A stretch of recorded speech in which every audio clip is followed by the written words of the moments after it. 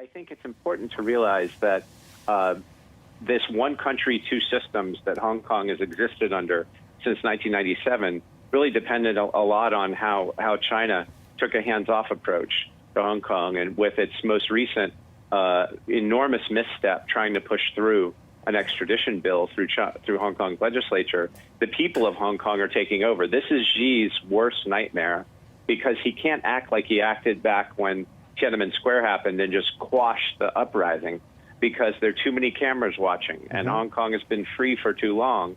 And so now you have the people of Hong Kong fighting for their lives, both their lives literally and their lives going forward in an existential crisis, because the people of Hong Kong know that whether China takes over today or in 2047, China is going to take over and remove all of the freedoms that they've had, for so long. And I think that what's happening right now in Hong Kong is the people can probably be kicked off the streets by the triads and the thugs that China sends in there to incite violence, but China can't make the people of Hong Kong work. So this big strike today is a muscle that's being flexed by the good people of Hong Kong, trying to again push China away from using their heavy hand in Hong Kong.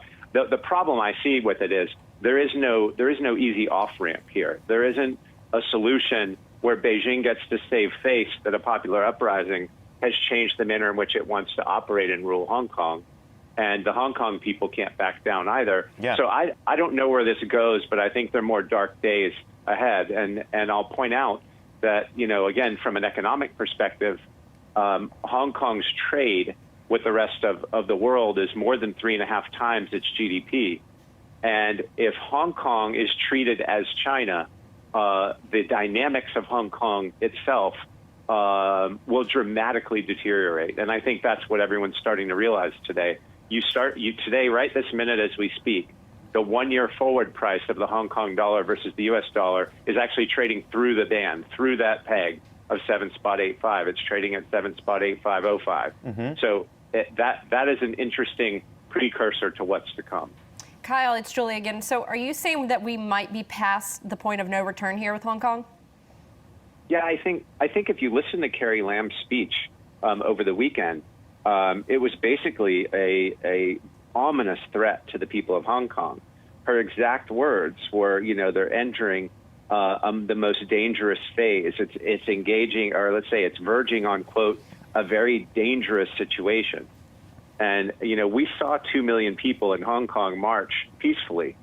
And then the peace was broken when, guys in white T-shirts with bats and machetes showed up, and they were the criminal gangs. Well, I think China had to incite the violence, and now you have a problem with maybe Chinese army or Chinese police coming in to, quote, restore order and let's say maybe even enact martial law. And when that happens, the freedoms of the Hong Kong people that they thought they would have until 2047 will be snuffed out. Hey, Kyle, Brian Chung here. So if